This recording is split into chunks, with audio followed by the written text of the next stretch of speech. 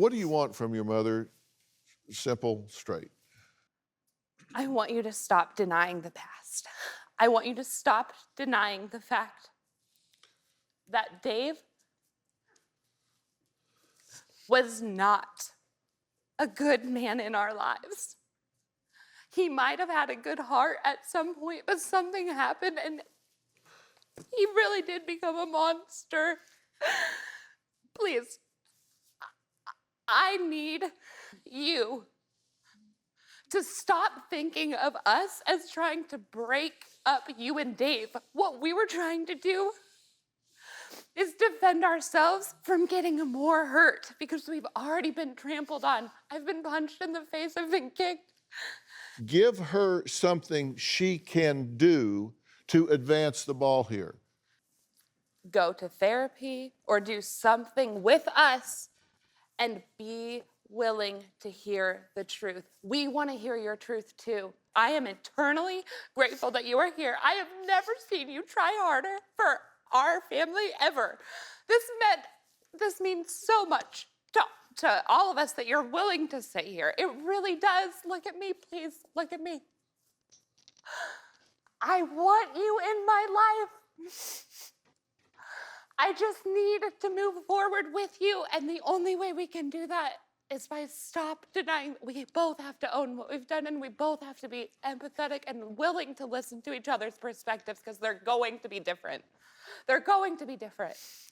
When we have only spoken on the phone or even in person, I had gotten so far past this that I was so angry that I wouldn't be able to have a true conversation with you. And I only asked for a third-party mediator, and after 7 years, you still have not been able to do that. This is how Danielle asked me. We both need to do this. We both need to be heard. That's what Danielle said. You have never, ever said that to me. It was an ultimatum. With you, it was an ultimatum. Absolutely. It wasn't. After it you wasn't. ruined We my need wedding, to work I on had it. to put boundaries up. Absolutely. You had crossed over a major boundary, and boundary had been broken down so many times. What about me? That I had to give you the ultimatum to be able to come back into my life at this point. What about my boundaries? What about me? You okay? crossed those boundaries. You were uncontrollable. We're here because of you. But listen, again, I understand that you're doing this as an ultimatum, and I accepted that. I knew that when I came on here, that this was it, that we needed to do this, and we're going to move it forward, and I am very committed in that. Well, Janet, what I say to you is you're getting in your own way a lot because you feel like you've been hurt and that nobody really pays attention to your pain along the way. They want to talk about you as a perpetrator and ignore the fact that you've been victimized along the way. I see and hear both. You are clearly a perpetrator. I also know that you've been hurt along the way a lot, not just by them, but in your life. You made some bad choices. And I know why you made some choices. Some bad choices were made in your life.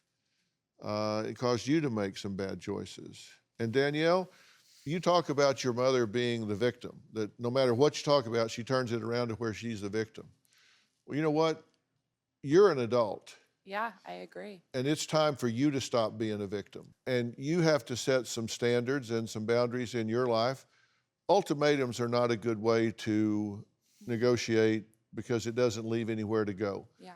But I can tell you this, you need to decide that there's a price of admission in your life, and it requires authenticity, it requires ownership, and you need to hold yourself to the same standard as does Wendy, as does Matt, as does Janet, because anything else is just going to be putting a patch on things. I 100% But look, agree.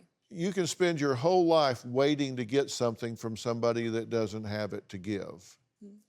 And if she's too broken to give you what you need, then you need to accept that.